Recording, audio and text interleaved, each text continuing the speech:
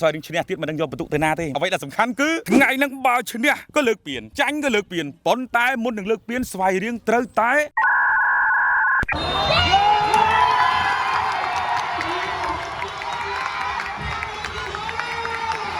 ចឹងអាចនិយាយបានថាការប្រកួតរបស់ Premier League Cameroon Premier League ហ្នឹងมันជាពិសេសប៉ុន្តែមានព្រឹត្តិការណ៍នៅក្នុងហ្នឹងគឺពិសេស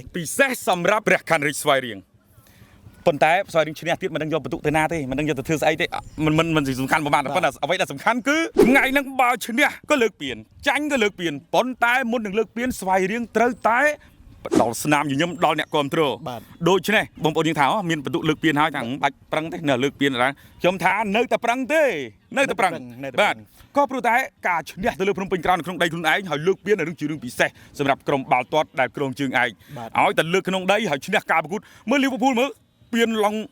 បន្ទុកឡើងដាច់គៀកហើយប៉ាស្ពឺដាក់ស្ពឺ4គ្រាប់ថ្ងៃចុងក្រោយអញ្ចឹងដូចគ្នាខ្ញុំទាយថាអញ្ចឹងបាទក៏ប៉ុន្តែភ្នំពេញក្រោនហាក់ដូចជារឿងទុកកម្លាំងបន្តិចព្រោះនៅត្រូវប៉ះគ្នាទៀតនៅវគ្គសម្រាប់ប្រត់សម្រាប់ជូពេលសម្រាប់ជូអញ្ចឹងខ្ញុំថាព្រះខ័នរាជស្វាយរៀងគឺជាប្រកួតពិសេសសម្រាប់គាត់បាទក៏ព្រោះតែអ្នកគ្រប់គ្រងមកណែនៅកាឡាដ្ឋានក្រុងស្វាយរៀងមកណែដូច្នេះស្នាមញញឹមរបស់អ្នកគ្រប់គ្រងជារឿងដែលស្វាយរៀងត្រូវតែ